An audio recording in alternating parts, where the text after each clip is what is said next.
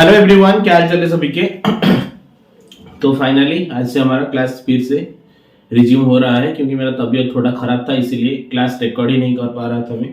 तो आज आपका क्वाड्रेटिक का फोर्थ लेक्चर, कल आपका फाइनल लेक्चर यानी कि फिफ्थ लेक्चर का। कल क्वाड्रेटिक पूरा का पूरा खत्म हो जाएगा और हम मंडे से क्वाड्रेटिक का प्रैक्टिस सेशन लेना शुरू कर देंगे। ठीक है, बस ये जो बोल रहा हूँ ये फाइनल है। आज क्या देखेंगे कि क्वाड्रेटिक की ट्रिक कैसे पहचानोगे कि कोई एक चीज सीएनडी होगा, मतलब कैन नॉट बी डिटरमाइंड होगा, उसके तरह देखेंगे। और जो रूट वाला सवाल है वो आज एक नए दो टाइप का देखेंगे। फिर कल फाइनल एक पंच मारेंगे, सारे से एक क्वेश्चन करेंगे और एक नई टाइप का क्वेश्चन देखेंगे। बस यही है, आपका खत्म हो जाएगा क्वाड्रेटिक आपका कल पूरा सील एंड डन। ओके, तो शुरू करेंगे पहले। चलो ओके, वीडियो थोड़ा अप डाउन हो रहा है। ओके बस, तो चलो शुरू करेंगे। सबसे पहले क्वेश्चन देगा, आपको दिया है कि x square plus 2x minus 399 equals to 0। ये आपका क्वेश्चन दिया है, यानी कि पहला इक्वेशन। दूसरा इक्वेशन दिया है कि y square plus y minus 462 equals to 0। ये दो इक्वेशन आपको दे दिया है। ठीक है, तो दो इक्वेशन में हम कैसे पहचानेंगे कि देखो कोई भी जरूरत नहीं, सिर्फ और सिर्फ कांस्टेंट को नजर करो, सिर्फ और सिर्फ कांस्टेंट को देखो। कांस्टेंट में क्या दिया हुआ है, दोनों नेगेटिव कांस्टेंट है ना। ये माइनस 399 ये एक कांस्टेंट है नेगेटिव वाला, ये माइनस 462 ये भी एक नेगेटिव कांस्टेंट है। तो जब भी ये इक्वेशन, यहां से मुझे कोई फर्क नहीं पड़ता यहाँ पर क्या दिया हुआ है, मुझे देखने की जरूरत भी नहीं है। यहाँ पर दो नेगेटिव कांस्टेंट है,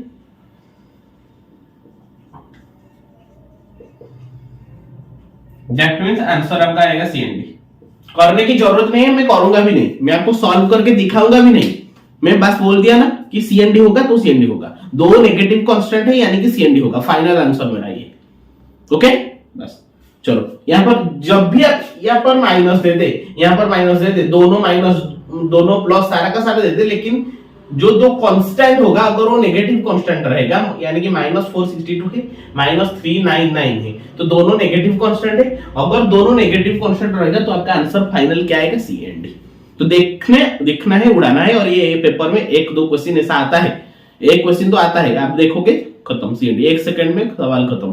कांस्टेंट को देखो, आंसर मारो, टिक करो। ठीक है बस चलो, और एक देखेंगे। सपोज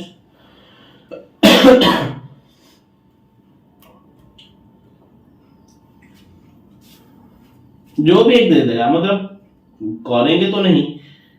5x स्क्वायर, हाँ यहां पर देखो कि 5x square minus 13x minus 6 equals to 0, और दिया हुआ है कि 28y square plus 25y minus 8 equals to 0। देखो दोनों नेगेटिव कांस्टेंट, एक नेगेटिव कांस्टेंट एक नेगेटिव कांस्टेंट, दोनों negative constant, two negative constant, तो आंसर क्या आएगा। बस ये है आपका ट्रिक, ये है आपका ट्रिक। ठीक है, ये एक पैटर्न पे एक क्वेश्चन आता है, आपको करोगे। ठीक है बस, इसको पहले लिखो, हम दूसरा टॉपिक पर जाएंगे।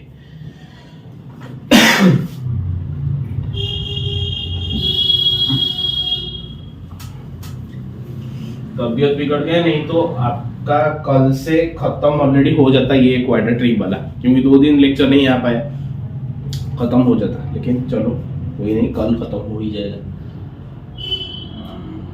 अच्छा हाँ, ये मैं लिखूंगा, एक नई टाइप का क्वेश्चन है, इसको आप मेरे तरीके से करो। ओके, इससे आसान ट्रिक नहीं है, इससे आसान ट्रिक नहीं है, इसको आप मेरे हिसाब से करो। एक ही सिखाऊंगा, वहां से करना। ठीक है, यहां पर हम ज्यादा सवाल लेने की कोशिश करेंगे। इक्वल्स टू 0, और यह हुआ है कि y square minus 8 root 3 y plus 45 equals to 0। यहाँ पर तो सीएनडी होने का चांस हो सकता है सीएनडी हो जाए, लेकिन हम देख के तो नहीं बता पाएंगे, क्योंकि यहाँ पर दोनों पॉजिटिव कांस्टेंट है। सीएनडी कब हुआ था, जब दोनों नेगेटिव कांस्टेंट था, तब भी सीएनडी हुआ था, हम देख के सवाल बना सकते थे, लेकिन यहां पर तो नहीं हो सकता। चलो फिर क्या करेंगे, ये जो रूट के अंदर जो चीज है, सिर्फ और सिर्फ रूट के अंदर जो चीज है, इंक्लूडिंग रूट नहीं, रूट के अंदर जो चीज है, यानी कि 3, यहां पर भी 3, दोनों को इस कांस्टेंट से डिवाइड करके लिख लो।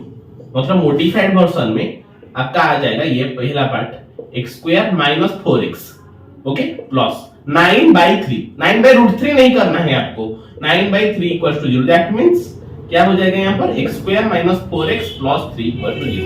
इसको आप मॉडिफाइड फर्स्ट इक्वेशन, ये आपका फर्स्ट इक्वेशन है, ओके। रूट के अंदर जो है बस सिर्फ उसको ही डिवाइड करना है, इंक्लूडिंग रूट नहीं करना है, रूट को डिवाइड नहीं करोगे, रूट के अंदर जो है उसको डिवाइड करोगे किसके साथ, कांस्टेंट के साथ, ओके। चलो फिर सेकंड वाला इक्वेशन देखेंगे। तो y square minus 8y, root 3 को यहां पर से हटा दोगे, प्लस 45/3 इक्वल टू 0। यही तो, that implies y square minus 8y plus 15 equal to 0। ये हो गया आपका दूसरा इक्वेशन। ये फर्स्ट इक्वेशन, ये दूसरा इक्वेशन। अभी दोनों को सॉल्व करना है हमको। अभी क्या करना है, दोनों को सॉल्व करना है। तो देखो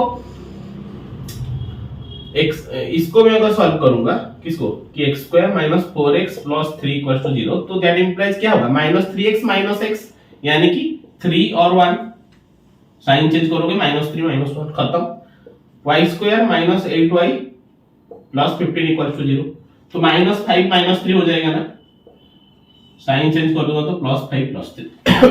ओके, अब भी यहां से देखना है कि 3 1 ये आपका x का वैल्यू हो गया, y का वैल्यू क्या हो गया, 5 और 3, दोनों के बीच में कौन सा बड़ा है, 3 5 से क्या है, छोटा है, 3 3 का बराबर है, 1 5 से छोटा है, 1 3 से छोटा है, यानी कि x less than equal to y, यही आपका आंसर आ जाएगा। समझ में आया या नहीं आया, बताओ। पहले मैंने पहले क्या किया, देखो यहां से हम कैसे इसको कैसे कंपेयर करते हैं। दो चीज आपको, तीन चीज आपको याद रखना है। पहला चीज कि जो रूट के अंदर जो है उसको कांस्टेंट से डिवाइड करके लिखना है। और देखो रूट के अंदर ये 3 है, यहां पर भी 3 है। अगर रूट के अंदर सेम चीज होंगे तो यहां से आप डायरेक्ट कंपैरिजन कर सकते हो, मतलब उसको मॉडिफाई करके उसका रूट निकाल के कंपैरिजन कर सकते हो। अगर रूट के अंदर अलग अलग चीज, सपोज यहां पर √3 है, यहां पर √2 होगा, तो पहले को √2 से मल्टीप्लाई करोगे, मॉडिफाई करके रूट निकाल के √2 से मल्टीप्लाई करोगे, और दूसरे को √3 से मल्टीप्लाई करोगे। देखो इस क्वेश्चन आपको समझ में आया या नहीं। देखो मैंने पहले क्या किया, x स्क्वायर माइनस, यहां पर √3 हटा दिया, माइनस 4x प्लस 9, और √3 के अंदर जो है उसको डिवाइड करके लिखा 0, यानी कि x square minus 4x plus 3 equal to 0। फिर y स्क्वायर माइनस 8y हो गया, 45/3 हो गया, यानी कि 15 इक्वल टू 0। खत्म, दोनों का रूट निकाल लिया, फिर दोनों को कंपैरिजन कर लिया, मेरा आ गया x less than equal to y। सही है, इस अभी तक सही है। चलो ये क्वेश्चन समझ में आया बस, तो चलो ओके। हाँ, अभी मैंने जो दूसरा वाला क्वेश्चन बता रहा था वो अभी आ जाएगा। देखो अभी क्या करना है आपको,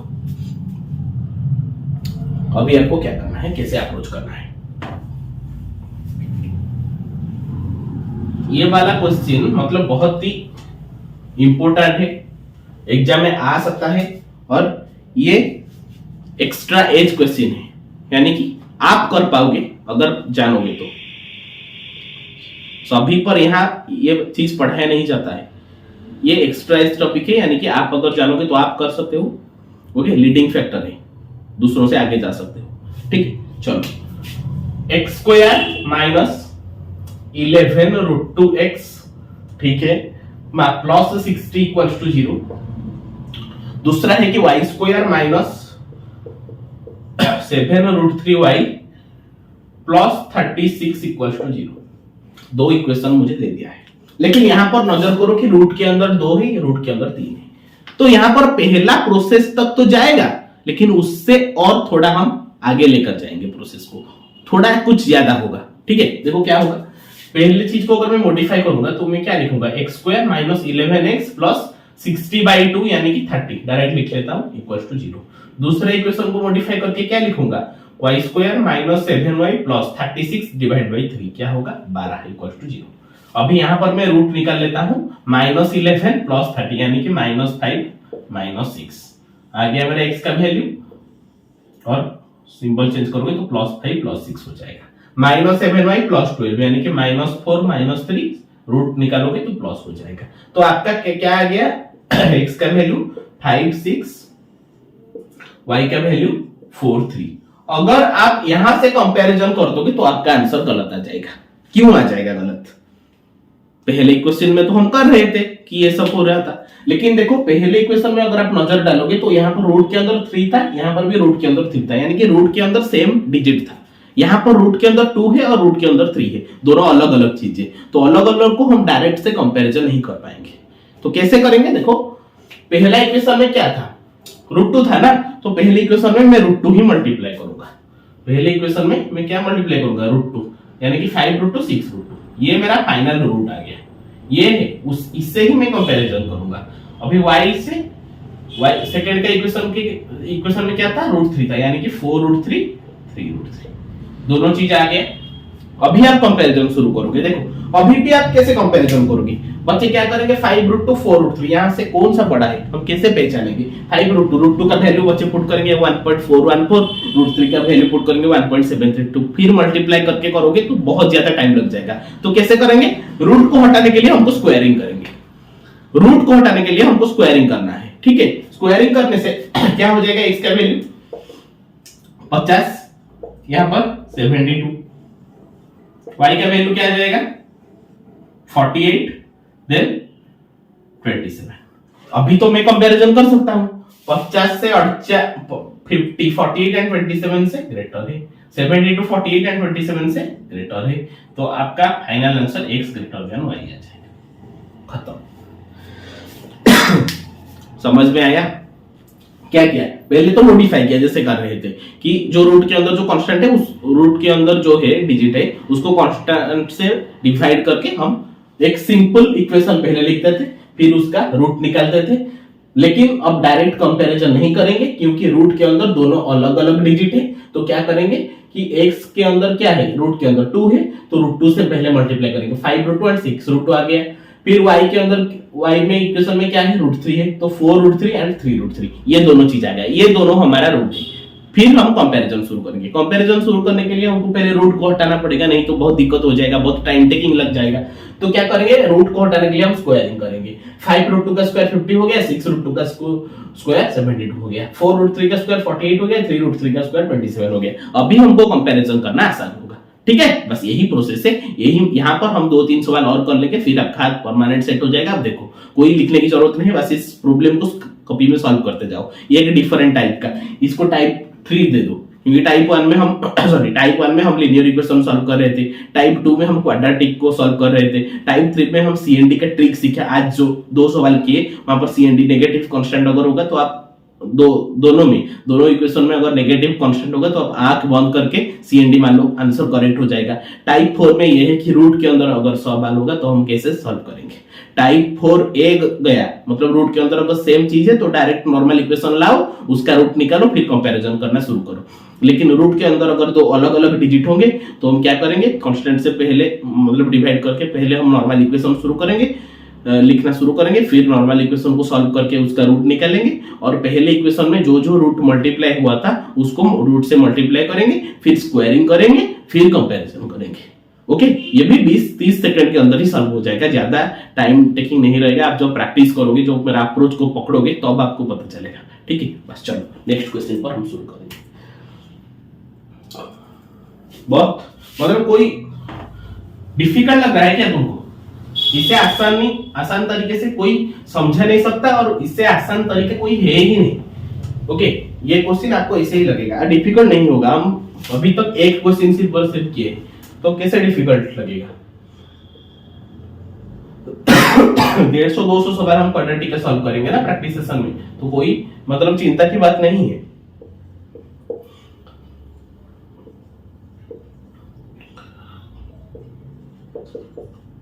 अच्छा, मुझे इस क्वेश्चन में आप पहले बताओ कि यहाँ से क्या क्या तरीका हो सकता है। तरीका मतलब क्वेश्चन क्या फ्रेम किया जा सकता है। अगर यहाँ पर माइनस हो जाता तो मेरा आंसर माइनस में, मतलब नेगेटिव कांस्टेंट, तो आंसर मेरा सीएम भी आ जाता। लेकिन यहाँ पर नेगेटिव नहीं, तो हमको निकालना पड़ेगा। तो क्या करेंगे? पहले हम कि x² - 9x + 14 = 0, ये 14 कैसे हुआ कि 28 से हम रूट के अंदर जो चीजें जो डिजिट है उसको मैं डिवाइड करके लिख लिया 14। ठीक है, फिर दूसरा इक्वेशन को y square minus y minus 6 equal to 0 हो जाएगा ना, माइनस वाई हो गया, रूट के अंदर क्या है 3 है, तो 18/3 6 इक्वल टू 0, उसका रूट में निकालूंगा तो -7 - 2 दैट मींस रूट के बाद साइन चेंज करूंगा तो +7 +2 हो जाएगा। ठीक है, अभी क्या है यहाँ पर -y है -6 है, तो -3 और +2, -3 एंड +2 दोनों आ गए, -3 एंड 2 आ गया, साइन जब चेंज करेंगे तो +3 एंड -2 हो जाएगा। ठीक है, तो अभी क्या करेंगे, ये इसको हम इसके साथ कंपैरिजन नहीं कर सकेंगे। ठीक है, कंपैरिजन यहां से शुरू नहीं हो सकता क्योंकि देखो रूट के अंदर यहाँ पर 2 है, यहाँ पर रूट के अंदर 3 है, तो पहला इक्वेशन को √2 से मल्टीप्लाई करेंगे तो x का फाइनल रूट क्या आएगा, x 7√2 एंड 2√2 खत्म। y का फिर रूट क्या आएगा देखो 3√3 एंड -2√3 खत्म। अभी फिर क्या करेंगे, स्क्वायरिंग करेंगे 7√2 का स्क्वायर इज इक्वल टू क्या होगा 98, 2√2 का स्क्वायर 8, फिर y का क्या आ जाएगा 27, 12, इतना ही आ जाएगा। 98 27 और 12 से बड़ा है, 8 27 और 12 से छोटा है, एक बड़ा एक छोटा आ गया, आंसर क्या आ जाएगा सी एंड डी आ जाएगा। खत्म। उसी तरीके से मैंने किया, पहले इक्वेशन को मॉडिफाई किया, √2 को निकाल दिया, यहाँ पर 28 से 2 डिवाइड करके 14 लिख लिया, यहाँ पर √3 को हटा दिया, y स्क्वायर -y हो गया, 18/3 कर लिया, -6 हो गया इक्वल टू 0, फिर दोनों का रूट निकाल दिया, मतलब जो वैल्यू आया उसका साइन चेंज करके उसका रूट निकाल लिया। रूट निकालने के बाद मैंने क्या किया, डायरेक्ट तो कंपैरिजन नहीं कर सकूंगा क्योंकि यहाँ पर रूट के अंदर दोनों अलग अलग चीजें, यहाँ पर 2 है, यहाँ पर 3 है। सबसे पहले क्या करूंगा, जहां पर √2 जो इक्वेशन में मल्टीप्लाई किया गया है उस रूट के साथ उस √2 को मल्टीप्लाई करूंगा, मतलब ये जो मेरा निकल के आया वहां से हमने √2 को मल्टीप्लाई कर दिया। फिर जो सेकंड इक्वेशन का रूट निकल के आया वहां से मैं √3 को मल्टीप्लाई कर लिया क्योंकि सेकंड इक्वेशन में √3 मल्टीप्लाई ऑलरेडी हो चुका है। फिर √2 एंड √3 को कंपैरिजन करना मुश्किल होगा तो मैं स्क्वायरिंग करूंगा। स्क्वायरिंग करने से क्या फायदा होगा कि √2 और रूट वाला जो चीजें हैं वो हट जाएगा। फिर मेरा आगे, और फिर मैंने देख लिया कंपैरिजन करके कि दोनों मतलब एक पॉजिटिव आ गया एक नेगेटिव, मतलब एक ग्रेटर देन एक लेस देन सिंबल आ गया, तो दोनों अलग अलग सिंबल तो एक नहीं हो सकता, तो वही CND कहलाएगा। खत्म, बस सो सिंपल है। ठीक है, चलो और देखेंगे क्वेश्चन का भंडार है, मैंने बोला परेशानी तो नहीं है। चलो नेक्स्ट क्वेश्चन। अच्छा, यहां पर आप कर सकते हो, देखो यहां पर मिसलेनियस वाला क्वेश्चन दे दिया आपको कि 5x² plus 36√3x okay plus 192 equals to 0, 2y²। यहां पर आपको दिमाग लगाना है कि क्या करना है, यहां पर मुझे 9√3y plus 27 equals to 0।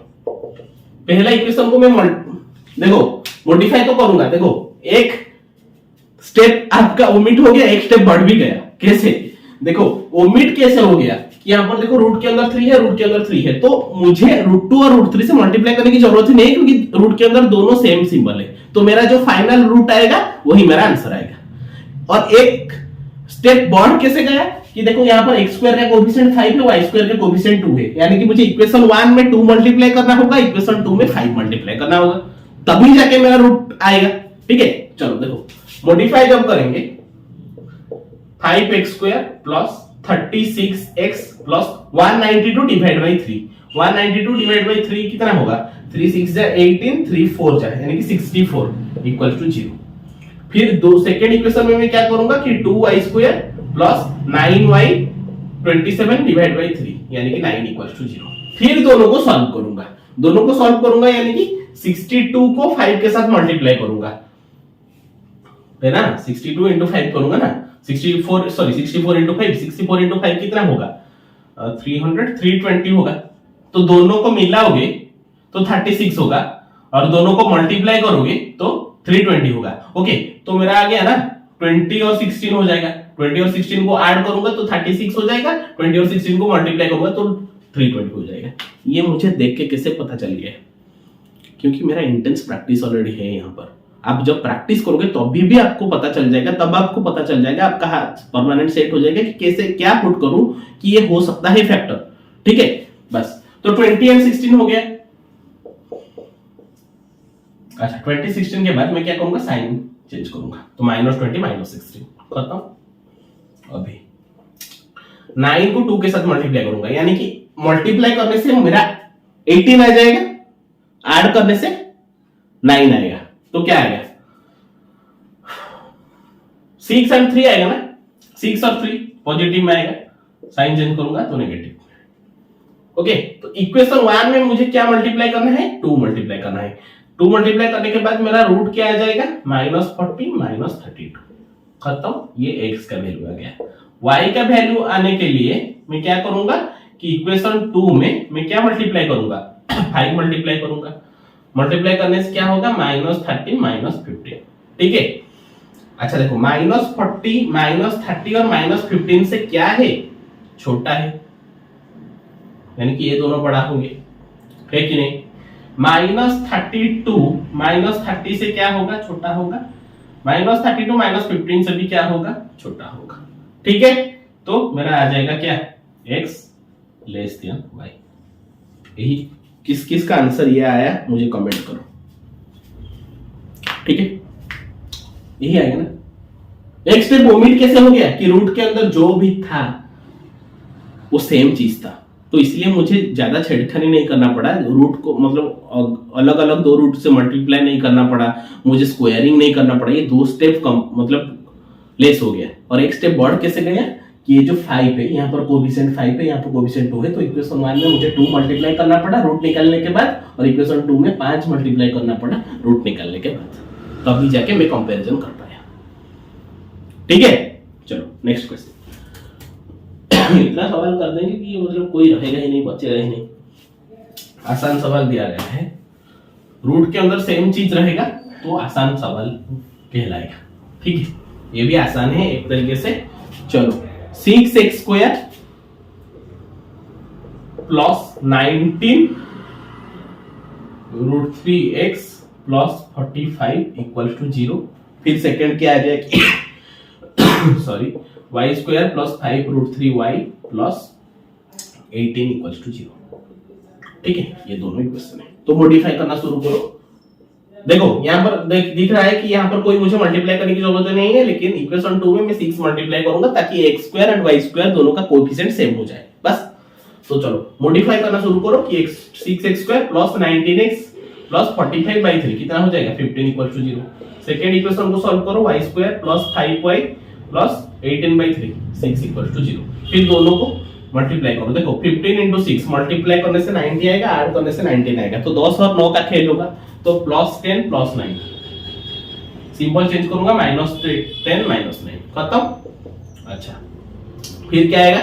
Multiply करने से 6y स्क्वायर, ऐड करने से 5y, तो 3y एंड 2y का खेल होगा, तो 3 और 2 का खेल होगा। 3 और 2 का खेल होगा तो -3 और -2 में लिख लूंगा। ठीक है। अच्छा, x मेरा क्या आ गया? -10 -9, y मेरा क्या आ गया? -3 -2। क्या ये y जो आया है, क्या ये फाइनल आया है? नहीं, क्योंकि यहाँ से हमको 6 मल्टीप्लाई भी तो करना है, तो 6 मल्टीप्लाई करने से मुझे क्या मिलेगा? -18 एंड -12। फिर मैं कंपैरिजन शुरू करूंगा कि -10 -18 और -12 से बड़ा है, -9 -18 एंड -12 से बड़ा है, तो x ग्रेटर देन y आ जाएगा यहाँ पे। खत्म। चलो, इसका नहीं हो रहा है वो खुद करना शुरू करो। ओके, कोई प्रॉब्लम नहीं। चलो नेक्स्ट क्वेश्चन पर बढ़ेंगे। आज ये दोनों कॉन्सेप्ट हम सीखे, नई चीजें सीखे कि सीएनडी को कैसे पहचानेंगे। दोनों नेगेटिव कांस्टेंट होगा तो सीएनडी को पहचानेंगे, और फिर ये 2 वेराइटीज का क्वेश्चन हमने किए हैं। फिर कल फाइनल एक वेराइटी को टच करेंगे और सब वेराइटी से एक एक क्वेश्चन सॉल्व करके इस क्वाड्रेटिक इक्वेशन का लेक्चर को वाइंड अप करेंगे, और मंडे से हम प्रैक्टिस सेशन लाना शुरू करेंगे। चलो, तो क्या दिया हुआ है कि 6x square plus -23 √3x plus 60 equal to 0। अच्छा, 2y square +3√3y minus 15 equal to 0। ये दिया हुआ है। इक्वेशन 1 को मॉडिफाई करना शुरू करो। 6x² माइनस 23x प्लस 60/3 कितना होगा 20 इक्वल टू 0। इक्वेशन 2 को मॉडिफाई करूंगा तो 2y² plus 3y minus 15/3 5 equal to 0। ठीक है, मल्टीप्लाई करने से मुझे आएगा 120 प्लस 120 और एडिशन करने से आएगा मुझे -23। ठीक है, अच्छा तो 120 माइनस 23, ओके 12 10 तो नहीं होगा क्योंकि 22 हो जाएगा यहाँ पर, 15 और 8, ओके 15 और 8 मुझे आ गया। रूट मेरा क्या आ गया -15 -8, ये हो जाएगा ना मेरा, और सिंबल चेंज करूंगा तो +15 + 8 हो जाएगा। ठीक है, तो 15 8 जाए कितना होता है 120 होता है, और 15 के साथ 8 ऐड करेंगे तो 23 हो जाएगा। ठीक है, सही है। चलो नेक्स्ट, मल्टीप्लाई करने से मुझे आएगा -10 और ऐड करने से आएगा +3। ओके, तो 5 और -2 के बीच में खेलूंगा, 5 और -2 के बीच में खेलूंगा। जब साइन चेंज करेंगे ये -5 ये +2 आ जाएगा। ठीक है, फिर x का वैल्यू क्या आ जाएगा 15 18, इससे क्या मैं मल्टीप्लाई करूंगा 2 मल्टीप्लाई करूंगा। ठीक है, y का इक्वेशन क्या आएगा -5 + 2, इसमें मैं क्या मल्टीप्लाई करूंगा 6 मल्टीप्लाई करूंगा।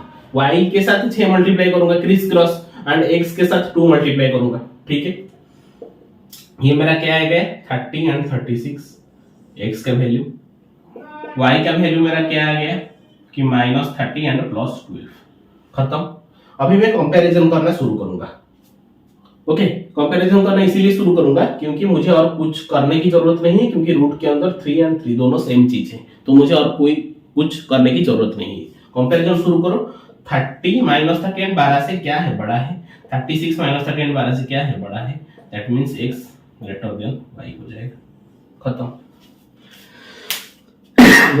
ठीक है, और कुछ क्वेश्चन है? अच्छा, और एक क्वेश्चन, राइट। ओके, इसी तरह का क्वेश्चन आप कर लोगे ना। चलो नेक्स्ट और एक क्वेश्चन देखेंगे जहां पर रूट सेम नहीं होगा, डिफरेंट होगा। तो x² minus 13√2 x plus 60 equal to 0। फिर क्या आ गया मेरा y² plus 3√5y minus 20 equal to 0। ठीक है, मॉडिफाई करना शुरू करो। देखो यहाँ पर कोई भी सेट हट गया, यहाँ पर कोई भी सेट से मुझे कोई मल्टीप्लाई करने की जरूरत नहीं है, लेकिन यहाँ पर रूट को संभालना है। ठीक है, चलो इक्वेशन 1 को मॉडिफाई करो। x² minus 13x plus 30 equal to 0, 60/2। यहाँ पर क्या आ जाएगा y² plus 3y minus 4 equal to 0। खत्म। अच्छा, यहाँ पर रूट मेरा क्या आ जाएगा, देखो -15 एंड +2 आएगा ना, -15 एंड +2 आएगा। जब साइन चेंज करोगे तो +15 -2 आएगा। अभी क्या आएगा मल्टीप्लाई करने से -4y², एडिशन करने से +3y। ओके, तो 4 -1 आ जाएगा, तो 4 एंड -1 जब आ जाएगा साइन चेंज करोगे -4 +1 आ जाएगा। खत्म। अच्छा, x का क्या मेरा वैल्यू आ गया 15 एंड -2, y का मेरा क्या वैल्यू आ गया कि -4 एंड +1। अच्छा, क्या ये मेरा फाइनल है? नहीं है, क्योंकि इक्वेशन 1 में मुझे √2 मल्टीप्लाई करना होगा, इक्वेशन 2 में मुझे √5 मल्टीप्लाई करना होगा। तो x के साथ जब हम रूट को मल्टीप्लाई करेंगे तो मेरा x का फाइनल पहुंच क्या आ जाएगा 15√2 एंड -2√2। y का फाइनल क्या आ जाएगा कि -4√5 एंड ओनली √5। खत्म। अभी क्या आप कंपैरिजन कर सकते हो? नहीं, दिक्कत होगा। क्यों दिक्कत होगा? क्योंकि रूट प्रेजेंट है। तो रूट को हटाने के लिए हम क्या करेंगे? स्क्वायरिंग करेंगे। स्क्वायरिंग करने के बाद एक फाइनल रूट मेरा आ जाएगा 15 × 15 कितना हो जाएगा 225, 225 into 2 कितना हो जाएगा 450, 2 2 is 4, 2 is 8। ओके, y का क्या वैल्यू आ जाएगा मेरा स्क्वायरिंग करने के बाद? यहाँ पर मैं क्या किया स्क्वायरिंग, क्योंकि रूट मेरा हट जाएगा स्क्वायरिंग करने से। ठीक है, स्क्वायरिंग भी लिख लो, नहीं तो समझ नहीं पाओगे। 4 4 जा 16 into 5 80 एंड √5 का स्क्वायर 5 है। ठीक है, दोनों को अभी कंपैरिजन करूंगा। देखो 450 80 और 5 से बड़ा है, 8 दोनों से, 8 यहाँ से छोटा है, यहाँ से बड़ा है, तो कोई दिक्कत वाली बात नहीं है। एक लेस देन एक ग्रेटर देन, दोनों सिंबल जब आ गया तो मेरा आंसर क्या आ जाएगा? CND आ जाएगा। खत्म। Okay clear. बस तो यही आपका था सवाल जो मुझे आपको करवाना था। ओके तो चलो और लास्ट क्वेश्चन एक लास्ट क्वेश्चन प्रेजेंट है, वहां पर हम कर लेंगे, क्यों छोड़ेंगे, जब प्रैक्टिस सेशन लेंगे तभी और क्वेश्चन करेंगे। तो लगभग 200 क्वेश्चन आपका हो जाएगा क्लास प्लस प्रैक्टिस सेशन को मिलाकर, ठीक है। तो कोई चिंता की बात नहीं। अच्छा कर लेंगे, चलो इक्वेशन 1 को मॉडिफाई करो, x² - 4x + 3 = 0। अभी मैं डायरेक्ट कर रहा हूँ, ठीक है। y² - y - 6 = 0, ठीक है। मल्टीप्लाई करने से आ जाएगा 3x², एडिशन करने से -4x, यानी कि -3 और -1 के बीच खेल होगा। जब साइन चेंज करोगे तो +3 +1 हो जाएगा। अभी क्या आ जाएगा आपका -3 और -2 यहाँ पर आ जाएगा, सॉरी -3 और +2 आ जाएगा। साइन चेंज करोगे तो +3 -2 आ जाएगा, ठीक है। कोई मुझे जरूरत है क्या? जरूरत नहीं है। कोई कोएफिशिएंट को मल्टीप्लाई नहीं करना है, और रूट के अंदर में √3 सेम है, तो डायरेक्ट कंपैरिजन में कर सकता हूँ। तो देखो 3 और 1 आ गया, y के अंदर क्या आ गया 3 और -2 आ गया। देखो 3 3 से इक्वल है, 3 - 2 से बड़ा है, 1 3 से छोटा है, 1 less than 1 greater than, answer आ जाएगा सी एंड डी, खत्म। तो आज जितना मैंने पढ़ाया आपको कैसा लगा? क्या आप पहले इसे जानते थे? और आज के क्लास के बाद क्या ये कॉन्सेप्ट आपको क्लियर हो गया होगा? और एग्जाम या फिर पेपर में अगर ऐसी कोई चीज आएगा कि आप गलती करोगे, नहीं करना चाहिए, ठीक है। तो बस सभी फीडबैक को मुझे कमेंट सेक्शन में दो। कल हमारा लास्ट पार्ट में क्वाड्रेटिक इक्वेशन खत्म हो जाएगा। कल हम सारे वेराइटीज को टच कर रहे होंगे और एक नई टाइप का क्वेश्चन भी सीखेंगे, ठीक है। तो फिर हमारा परिश्रम बैच का पहला चैप्टर क्वाड्रेटिक इक्वेशन खत्म हो जाएगा। फिर मैं सिंप्लीफिकेशन एंड अप्रोक्सीमेशन शुरू करूंगा परिश्रम बैच में, ठीक है। तो आपको सारा का सारा सभी चीजें यहाँ पर मिल रहा है। प्रैक्टिस सेशन भी मंडे से लग जाएंगे, तो कोई चिंता की बात नहीं है। बस पढ़ते रहो, मचाते रहो। मिलेंगे हम अगले वीडियो में। जय हिंद, जय भारत, जय जगन्नाथ।